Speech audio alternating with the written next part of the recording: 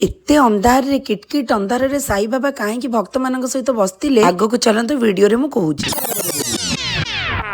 काली तो गुरुवार थिला आ मोर थिला साई बाबांकर पांच पाळी गुरुवार रो द्वितीय पाळी। राति पाइबा पूर्वर उठी पड़की बाबांक पई फूल जाकी तोली देली आ दीप धूप चंदन फूल आ मिठा देकी बाबांको काकड़ आलतीटा कर देली। मते तो बहुत किछि जणा नै किंतु जेतिकी भी जणा अछि सेतिकी रे मोर हृदयर सहित बाबांको प्रार्थना कर दो। दिन जक जहा जेमती पूजा करबा कथा और भोग लगेबा कथा बाबांको सब किछि करि सारिया परे राति रे मु आज जाइथिली मंदिर मम्मी को नेकी। सबुठु भल कथा होछि जे आमे मंदिर आसिला बेलको बाबांकर सेज आलती आरंभ होउतिला। जस्ट आपण माने जदि केबे सेज आलती बाबांकर देखि नांती गोटे थर मंदिर रे जाइकी देखन। जदि बार बार जीवाको इच्छा न करिवे ताले मो ना आ वर्षा नुह मो आ एबे आसंतु जानिबा हम मेन टॉपिक माने अंधार एते हेइतिला कोन पई।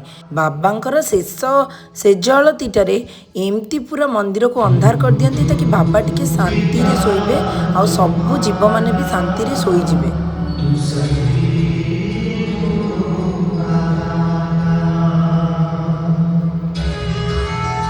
एई मुहूर्तटा सत्तरे एते मनलोभा जाको कि वर्ड्स रे भी एक्सप्रेस करि होबनी। से जा हो हमें बाबांकर प्रसाद टिके पाइकी मंदिर रे रिटर्न कलु। घरे भी बाबांकर से जळती कर देली आ भोग भी लगे देली। इत्ती ठंडा धरछि मो वॉइस एते खराब हो जाइछि सेते पय 2-3 दिन हेलानी वीडियो भी मु पोस्ट करि पार नथिली। आज जेमिति सेमिति कर देइछि रहिली। नमस्कार। आपण मानक आशीर्वाद भल पाइबा निहाती दरकार।